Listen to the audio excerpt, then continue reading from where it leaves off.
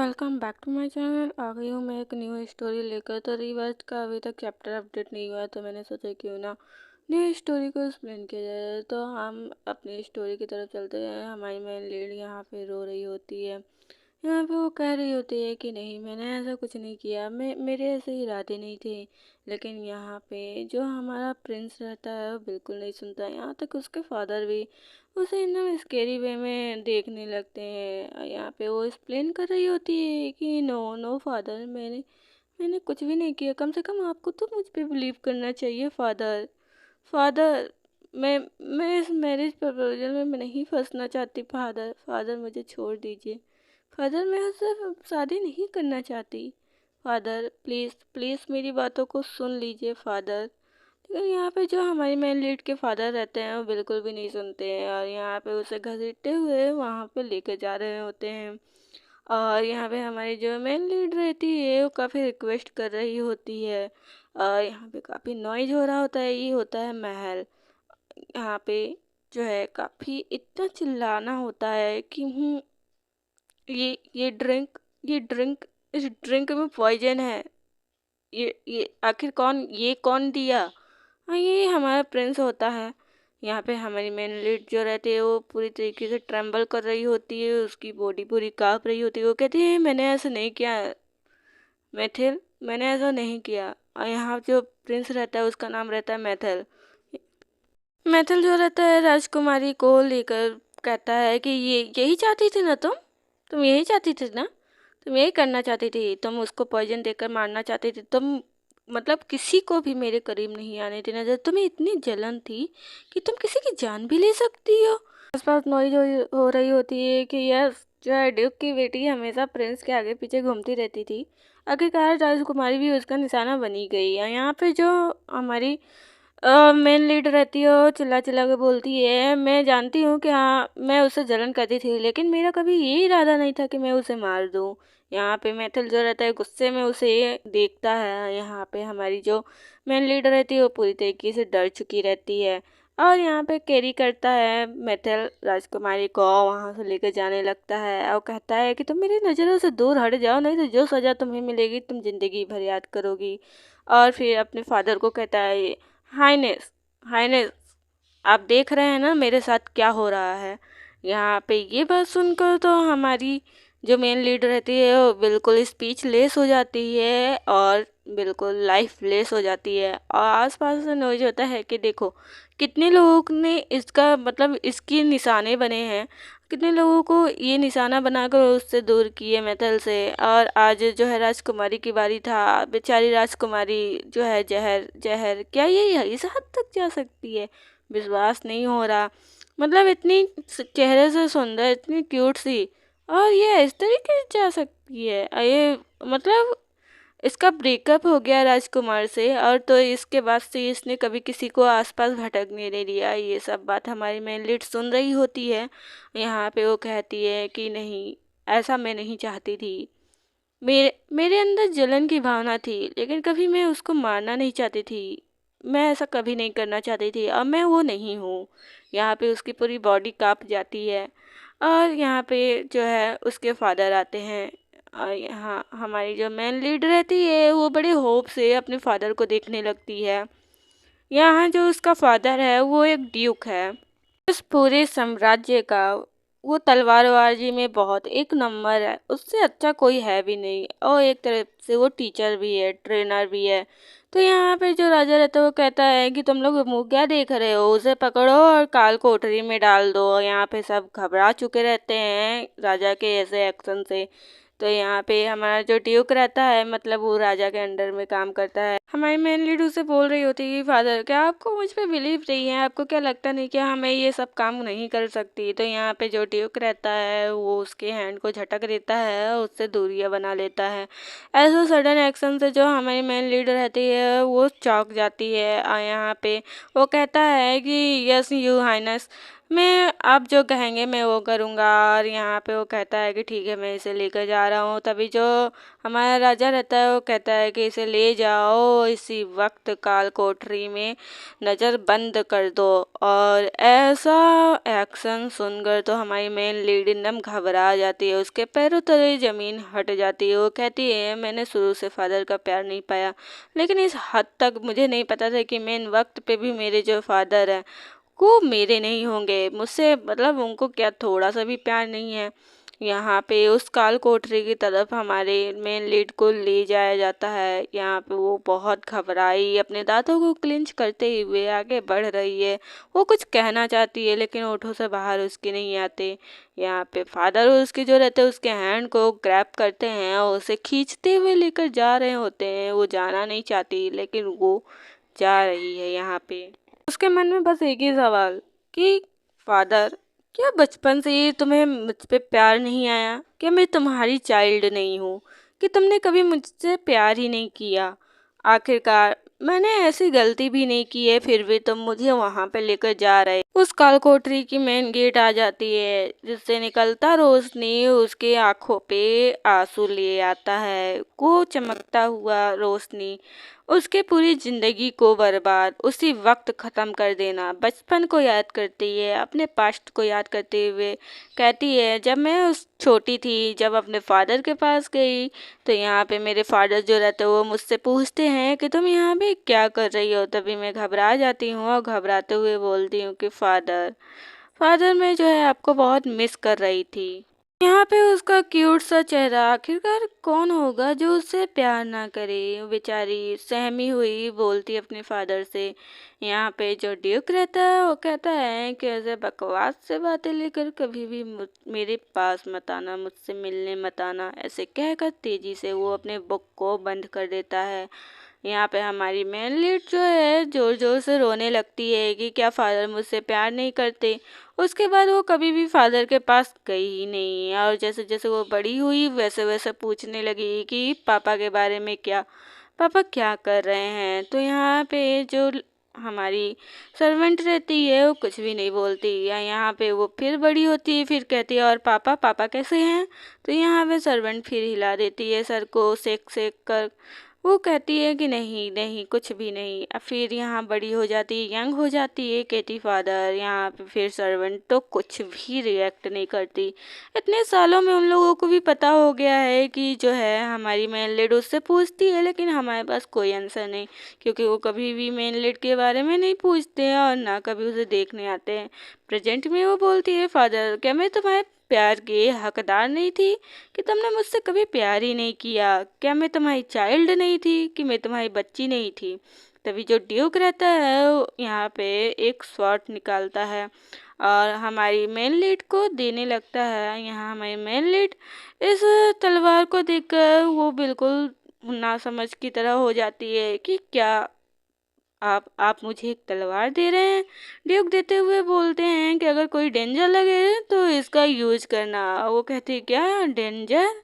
और शौक हो जाती है, उसे कुछ समझ में तो उस वक्त नहीं आता लेकिन वो रोने लगती है। तभी जो उसके फादर रहते हैं उसे कहते हैं कि इसका अच्छे से यूज़ करना जब तुम्हें इसकी ज़रूरत हो। और ये कहकर वहाँ से मुड़ कर चले जाते हैं। मतलब यहाँ पे उनको इतना भी एहसास नहीं होता कि उनकी बेटी गलत है कि सही, बस उनको अपने कर्तव्य को पूरा करना है। हमारे यहाँ मेन लीड को काल कोठरी में बंद कर दिया जाता है। हर जगह पिंजड़े, अंधेरा। वो डरी सहमी बैठकर सिर्फ रोए जा रही होती है, रोए जा रही होती है और कहती है कि फादर ने कभी प्यार नहीं किया, कभी किसी का प्यार नहीं मिला, शायद मैं इसके हकदार ही नहीं हूँ, मैं बिल्कुल हकदार नहीं हूँ।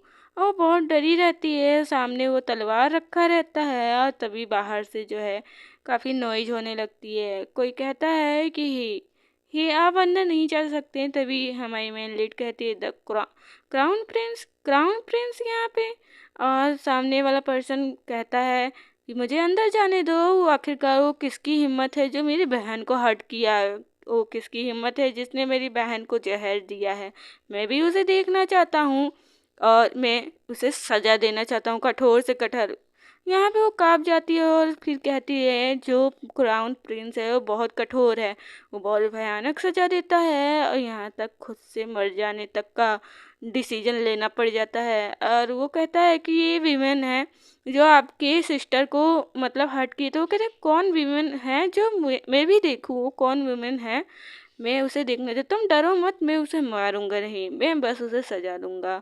तभी हमारी मेन लीड ये सुनकर वो तलवार की तरफ अपना हाथ बढ़ाती है। वो सोच लेती है कि अगर मैं इससे सजा पाने से अच्छा हूँ कि मैं खुद से मर जाऊं। यहाँ पे जो क्राउन प्रिंस रहता है वो गेट को ओपन कराता है और कहता है कि मैं उसे मारूंगा नहीं। और फिर अंदर जैसे ही जाता है, यहाँ पे वो उसके रेड आइज और रेड हेयर होते हैं, वो आर्मी में आया रहता है। वो कभी भी अपना फेस किसी को रिवील ही नहीं किया होता, कोई उसका फेस देखा ही नहीं होता। बस उसके लुक से ही हमारी जो मेन लीड रहती है वो पूरी तरीके से डर चुकी रहती है। और वो अब जो तलवार ली रहती है उसे अपने आप को हिट करने लगती है।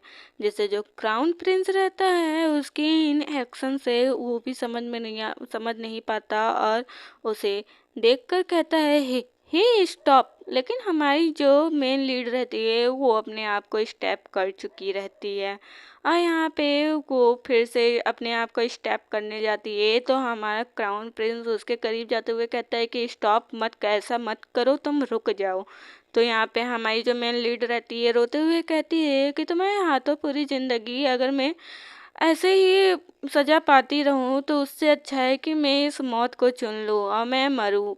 और यहाँ ऐसे कहकर वो अपने आप को फाइनली ख़त्म कर देती है। और यहाँ हमारी जो मेन लीड रहती है वो बताती है कि जो है इस लाइफ में मुझे कोई भी मतलब कोई भी प्यार नहीं किया, और जो है मैं हमेशा किसी ना किसी की टारगेट बनती रही। और प्रेजेंट में यहाँ पे उसका रीबर्थ हुआ रहता है, जो टी को ड्रिंक कर रही होती है और बुलाई होती है मैथल को। मैथल जो रहता है वो कहता है कि हाँ बोलो तुमने मुझे क्यों यहाँ पे बुलाया। तो हमारी जो मेन लीड रहती है वो टी को ड्रिंक करते हुए कहते हैं वो। और फिर वो पीछे पलटती है और हमारी जो मेन लीड रहती है वो काफ़ी ब्यूटीफुल लग रही होती है। तो यहाँ मैथल जो रहता है उससे फिर पूछता है कि अच्छा तुम बताओगी, अगर तुम जो है तुमने मुझे ऐसे यहाँ क्यों बुलाया। तो वो कहती है क्या तुम 3 घंटे लेट हो। तो यहाँ जो मैथल रहता है वो गुस्से में अपने मन में कहता है क्या तुमने मुझे ये कहने के लिए बुलाया। फिर उसे कहता है तुमने बस यही कहने के लिए मुझे बुलाया है यहाँ पे। तो हमारी जो मेन लीड रहती है वो थोड़ा कहते हैं और थोड़ी गहरी सांस लेते हुए फिर यहाँ पे अपने मेन मुद्दे पे आती है। कहते हैं चलो अच्छा ठीक है, यहाँ पे हम मेन मुद्दे पे आते हैं।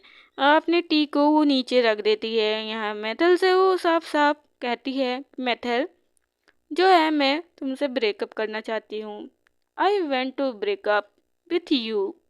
और यहाँ मैथल जो रहता है ये बात सुनकर तो शॉक हो जाता है कि जो लड़की आगे पीछे हमेशा मेरे घूमती थी आज उसने ब्रेकअप की कैसी बात कर दी। हमारी मेल जो लीड रहती है वो कहती है कि यस मुझे ब्रेकअप चाहिए तुमसे। और जो मैथल रहता है वो कहता है ठीक है। टॉकिंग वे में उसका फेस ही देखता रह जाता है और उसके बाद जो है अपने सर पे हाथ रखते हुए कहता है कि यही कहना था तुम्हें ब्रेकअप चाहिए। और फिर गहरी सांस लेता है और कहता है ठीक है फाइन ब्रेकअप। लेकिन हर बार तुम प्रिटेंड नहीं करती, झूठ करती हो, बस तुम मेरा अटेंशन पाने की कोशिश करती हो। चलो ठीक है ब्रेकअप कर लेते हैं, लेकिन उसके बाद जो है तुम मेरे आगे पीछे मत घूमना क्योंकि तुम बार बार ये कह चुकी हो। तो यहाँ पे जो हमारी मेन लीड रहती है वो कहती है कि जो मैथल है वो जो है राजकुमार है और जो है मैं उससे पहले प्यार करती थी, उसके आगे पीछे घूमा करती थी, लेकिन अब ऐसा नहीं है।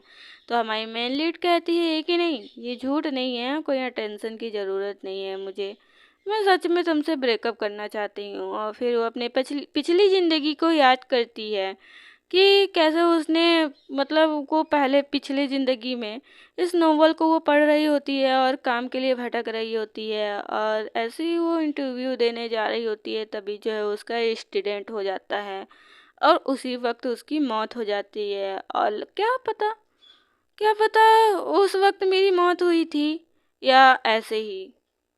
लेकिन जब मैं होश में आई तो मैंने इस नोवेल के करेक्टर में अपने आप को पाया और मुझे पूरा वो रीड कर लेना चाहिए था, मुझे कुछ भी याद नहीं।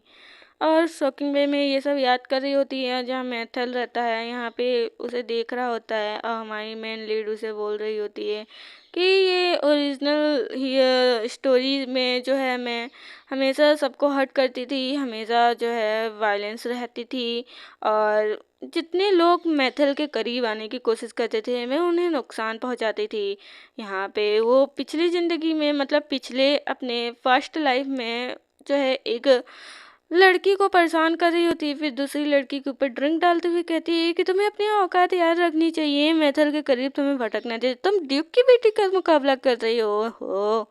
अब प्रेजेंट में वो याद करती है, कहती है कि मैं बहुत ज़्यादा परेशान करने वाली व्यक्ति थी उस टाइम, और मैथल के पीछे हमेशा आगे पीछे घुमा करती थी। जब मैं यहाँ पे बहुत उदास अपने फादर के प्यार के बिना उदास बैठी थी, तब वो मैथल ही था जो मेरे करीब आया था और मेरे आंसुओं को क्लीन करने के लिए एक रुमाल दिया था। तभी से मैं उसका टेंशन पाने के लिए आगे पीछे घूमती थी और उससे प्यार कर बैठी थी, क्योंकि उसने छोटी ही अटेंशन में मेरे दिल को जीत लिया, जो कभी भी किसी का अटेंशन नहीं पाई। उसे वो प्रपोज करती है, लेकिन मैथल जो रहता है उसे कभी भी प्यार नहीं करता। तो हमारी जो मेन लीड रहती है कहती है I am serious, I want to let you go now, तुम जाओ और मैं तुम्हारे आगे पीछे नहीं घूमूंगी। और मैथल तो ये बात सुनकर भी शॉक हो जाता है, फिर अपने मन में कहता है कि चलो ठीक है। और हमारी जो मेन लीड रहती है वो कहती है कि अब मैं तुम्हारे आगे पीछे घूमने वाले में से नहीं हूँ, क्योंकि मैं बस वही चाहती हूँ जो मेरी ज़िंदगी को अच्छे से दे सके, और पिछली ज़िंदगी में मैं बहुत भटकी हूँ और मैं इन सब चीज़ों से दूर रहना चाहती हूँ। जो भी डेड फ्लैग हो मैं इन सब का अवॉइड करना चाहती हूँ, हर चीज़ को। तो कहती है कि मैं तुम्हारे आगे पीछे नहीं घूमूंगी और मैं ब्रेकअप चाहती हूँ, और तुम भी अब जाओ। और यहाँ पे जो मैथल रहता है वो दूर जाते हुए कहता है कि फिर तुम जो है मुझे कभी अपना चेहरा मत दिखाना, कभी मेरे सामने भटकना मत, ये मत सोचना कि ये जो है अटेंशन तुम पा सकोगी। अब जो है वो ये फाइनल है, हर बार का तुम्हारा नाटक नहीं चलेगा यहाँ पे। अपने जो हाथ रहता है अपने हाथ को पटकते हुए कहता है। लेकिन यहाँ पे हमारी जो मेन लीड रहती है वो बड़ी खुश हो जाती है, वो कहती है चलो फाइनली जो है मेरा ये एक्टिंग सफल हुआ और मैं सच में आज़ाद हुई हूँ। कहती है एवरीथिंग मतलब आई डिड, मैं सब कुछ करूँगी और मैं तुम्हें आगे पीछे नहीं घूमूंगी, जाओ जाओ अब सब खत्म। अब यहाँ हमारे मैथल को तो नहीं पता ना कि हाँ ये रिवर्थ हुआ है, इसके अंदर कोई और है, वो कोई और थी जो उससे प्यार करती थी। यहाँ पे हमारी मेन लीड जाने लगती है और यहाँ मैथल कहता है अपने मन में मैं तो हमेशा से चाहता था कि ये मेरा पीछा छोड़े, लेकिन जो है ये अचानक से ब्रेकअप कर कर जा रही है और अच्छा है, लेकिन पता नहीं क्यों मुझे बहुत बुरा क्यों लग रहा है, ऐसी फीलिंग बैड आ रही है। और मैथल जो रहता है उसे स्टायर करने लगता है। तो यहाँ पे हमारी मेन लीड तो जा चुकी रहती है, लेकिन जो मैथल रहता है उसे ये पसंद नहीं आया रहता कि उसने ब्रेकअप किया है। फिर हमें यहाँ पे हमारे ड्यूक का दिखाया जाता है, मतलब महल दिखाया जाता है। अब इसे घर तो नहीं बोलेंगे इतने बड़े महल को। यहाँ पे हमारी जो मेन लीड रहती है वो कहती है कि चलो ये टाइम ख़त्म हो गया, मुझे बस इतना ही फोकस करना है, किसी के पीछे भागने से अच्छा है मुझे पैसे कलेक्ट करना है, क्योंकि पिछली लाइफ में मैंने बहुत मतलब स्ट्रगल किया है, बहुत भटकी हूँ मैं नौकरियों के पीछे, पैसों के पीछे। और यहाँ पे हमें दिखाया जाता है जो ड्यूक है वो आ गया होता है अपने घर, मतलब अपने महल में। सामने से ड्यूक आ रहा होता है और सामने से हमारी मेन लीड भी आ रही होती है। यहाँ पे जो ड्यूक रहता है और मेन लीड दोनों की नज़र एक दूसरे पे पड़ती है। तो जो ड्यूक रहता है उसका फेस हमेशा कोल्ड एक्सप्रेशन के साथ रहता है, और जब सामने से हमारी मेन लीड उसे देख लेती है तो वो शॉक हो जाती है, कहती है फादर, फादर आप। और फिर अपने मन में कहती हैं कि क्या ये बुढ़ा कभी बुढ़ा नहीं होता, इसका चेहरा सच में हमेशा यंग क्यों दिखता है, ये कभी ओल्ड नहीं होता क्या। और यहाँ पे वो थोड़ा डर भी जाती है अचानक से उसके सामने आते ही, कहती है फादर। और ड्यूक भी जो रहता है वो भी उसे देखता है कि ये आज इतनी बड़ी जल्दी नहीं आ गई, और फिर उसके सामने देखते हुए उसे स्टेयर करने लगता है। तो हमारी जो मेन लीड रहती है वो कहती है कि इसका कोल्ड एक्सप्रेशन, और ये मतलब कभी ओल्ड नहीं होता क्या? क्यों? बिकॉज़ ये एक सुपर ह्यूमन है, इसलिए। और फिर वो पिछले लाइफ को याद करती है कि कैसे उसके फादर ने उसे वहीं पर छोड़ दिया था एक तलवार के साथ कि खुद को ख़त्म कर लेना, और मुंह मोड़ लिया था। ऐसे कहकर वो वहाँ से टर्न होकर जा रही होती है एकदम उसके करीब से, और यहाँ जो ड्यूक रहता है वो भी जा रहा होता है। लेकिन तभी हमें मेन लीड के माइंड में कुछ आता है, वो कहती है वेलकम होम फादर।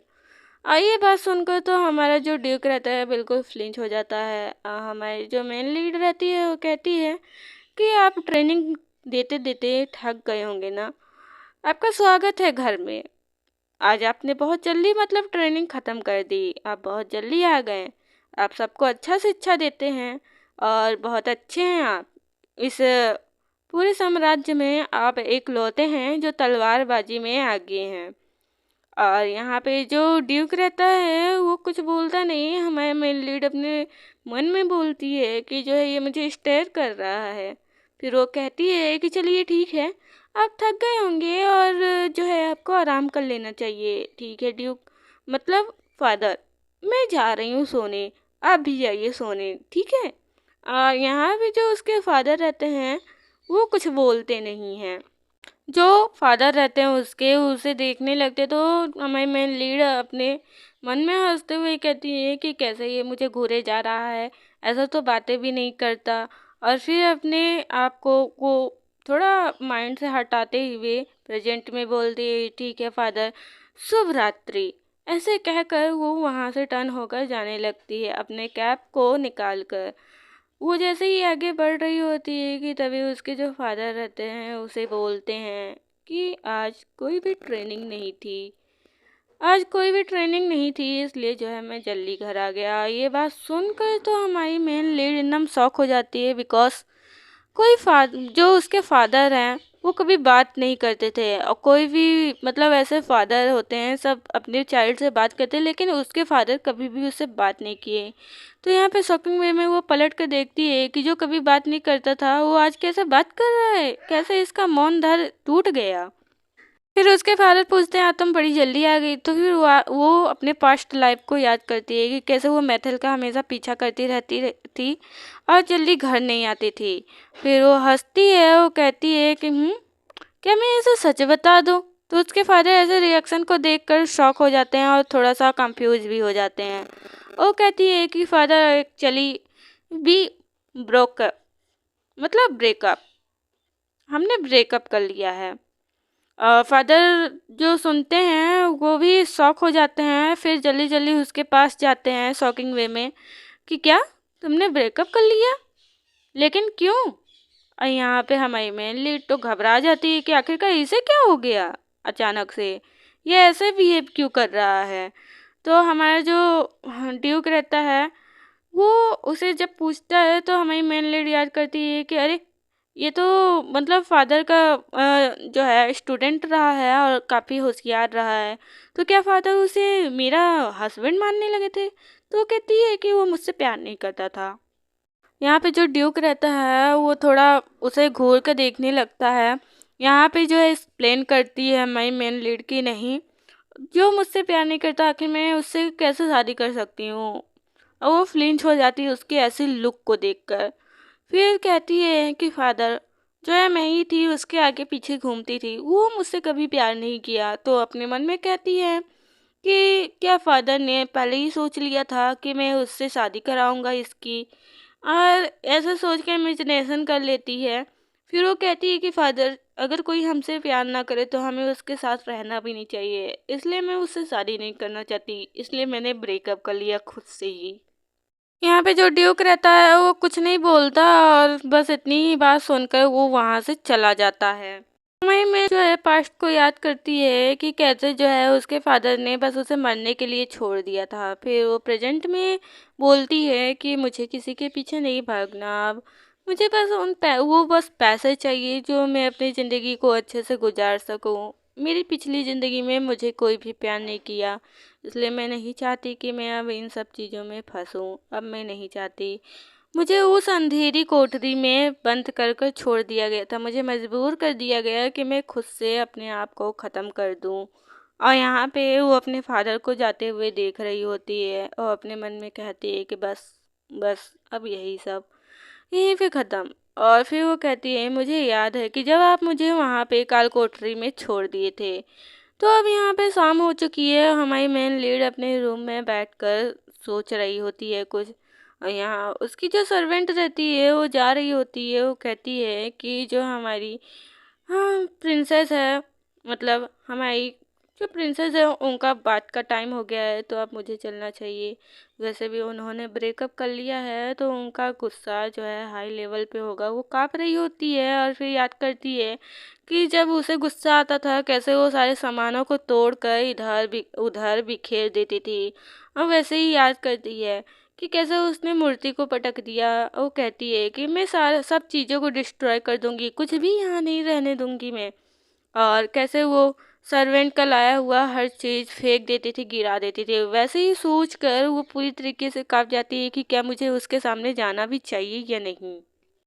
वैसे भी मैथल से जब ब्रेकअप हो चुका है तो प्रॉपर्ली जो है रूम एकदम मैसी फैला होगा, हर जगह हर चीज़ टूटा फिटा यहाँ वहाँ बिखरा होगा। एवरीथिंग एवरीथिंग जो है हर चीज़ पीसेस में हो गया होगा। ऐसा सोच कर वो जो है हमारी मेन लीड के रूम को नॉक करती है और कहती है कि माई लेडी आपके बात का टाइम हो चुका है।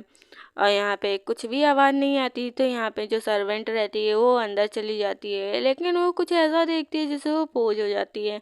हमारी जो मेन लीड रहती है उसकी आंखों से आंसू निकल रहा होता है जिससे वो घबरा जाती है। और फिर उसे देखते हुए कहती है कि माई लेडी आपको क्या हुआ माई लेडी, आप बताइए आपको क्या हुआ। उसके सडन बोलने से हमारी जो मेन लीड रहती है वो कहती है कि नथिंग नथिंग, कुछ भी नहीं हुआ। और फिर वो कहती है अपने मन में, अरे यार मैं अंगड़ाई लेती हूँ तो इतना ज़्यादा मुंह क्यों खोल देती हूँ, अब उसे कुछ गलत फहमी हो गया है। तो हमारी जो सर्वेंट रहती है वो कहती है कि माई लेडी आपको क्या हुआ, आप बहुत ज़्यादा दुखी हैं, आप मुझे बता सकती हैं। फिर वो अपने मन में कहती है, सच में माई लेडी बहुत ज़्यादा दुखी हैं। वो कहती है कि कुछ भी नहीं, बस मुझे आराम करने दो और तुम चली जाओ छोड़कर मुझे। यहाँ पे जो सर्वेंट रहती है वो कहती है कि यहाँ पे मेन लीड रहती है जो वो सर्वेंट से सॉरी बोलने लगती है और कहती है इससे एम्बैरसिंग और कुछ भी नहीं है। वो अपने सर को दूसरी तरफ घुमा लेती है और कहती है कि जाओ तुम, मैं तुमसे कल मिलूंगी और जो है इस टाइम मेरा मूड सही नहीं है। ऐसे कहकर वो सर्वेंट को भेज देती है। जो सर्वेंट रहती है वो कहती है ओ माय लेडी ठीक है आप रेस्ट करिए। और फिर अपने माइंड में सोचने लगती है वो मिथिल से ब्रेकअप होने के बाद बहुत सैड है, सच में वो बहुत अपसेट है। उसने घर को भी बिखेरा नहीं। मुझे नहीं पता था कि जो हमेशा इतना हाई वायलेंट रहती है वो ऐसे रोएगी भी। यहाँ पे जो मेन लीड रहती है वो कहती है कि जाओ जाओ तुम। सर्वेंट उसे वो करने लगती है तो यहाँ पे वो कहती है चिंता मत करो तुम जाओ। वो कहती है माई लेडी आपको कोई भी नीड होगी आप मुझे बुला लेना। तो यहाँ पे वो कहती है कि थैंक यू मैरिलिन। और ऐसे कहकर वो यहाँ स्माइल करती है। तो मैं यहाँ ठीक से नाम प्रोनाउन नहीं कर पा रही हूँ तो मैं इसे मैरी बोलूँगी, मतलब सर्वेंट को मैरी बोलूँगी। यहाँ पे सर्वेंट उसके आंसू को देखकर अपने आंखों में भी आंसू ले आती है। उससे भी बहुत सैड फील होता है, वो अपसेट हो जाती है और यहाँ पे वो करती है और तुरंत वहाँ से भाग जाती है। यहाँ पे जो हमारी मेन लीड रहती है वो बहुत ज़्यादा एम्बेरस हो चुकी रहती है क्योंकि यहाँ पे हमारी मैरी जो रहती है वो कुछ गलत फहमी कर लेती है और हमारी मेन लीड तो कुछ बोल भी नहीं पाती। और ऐसे कहकर वो कुछ सोचने लगती है। हमारी जो मेन लीड रहती है वो कहती है कि आई गेस जो है लिटिल, मतलब यहाँ पे थोड़ा बहुत तो अब चेंजेस होगा, मतलब मैंने इतना चेंज किया था अब थोड़ा बहुत चेंज होगा, इस मार्क करती है। यहाँ पे हमारी जो मेरी रहती है वो बाहर आ चुकी रहती है। वो कुछ भी नहीं बोल रही होती है, टावल लेकर खड़ी रहती है। वो बस इतना ही सोच रही होती है कि माई लेडी बहुत ज़्यादा अपसेट हैं। सच में मैंने कभी सोचा नहीं था कि ब्रेकअप होने के बाद, ब्रोकन होने के बाद इस तरीके की फीलिंग आती है। फिर वहाँ से भागते हुए जाने लगती है। वो कहती है रो रो कर कि वो रो रही थी पुअर लेडी जूलीन। यहाँ पे मैं अपने मेन लीड को जूलीन की जगह लीन बुलाऊंगी। तो यहाँ ड्यूक आता है सामने और कहता है क्या, कौन रो रही थी? जूलीन रो रही थी, मतलब लीन रो रही थी? तो मुझे सब कुछ बताओ, एक्सप्लेन करो। तो यहाँ पे शॉकिंग वे में जो सर्वेंट रहती है उसे देखने लगती है। यहाँ डिक उससे पूछता है एकदम गुस्से में आकर, एकदम कैरी फादर की तरह, कि हाँ बताओ क्या हुआ, वो क्यों रो रही थी। तो नेक्स्ट चैप्टर में बहुत जल्दी लेकर आऊँगी। Thank you for watching.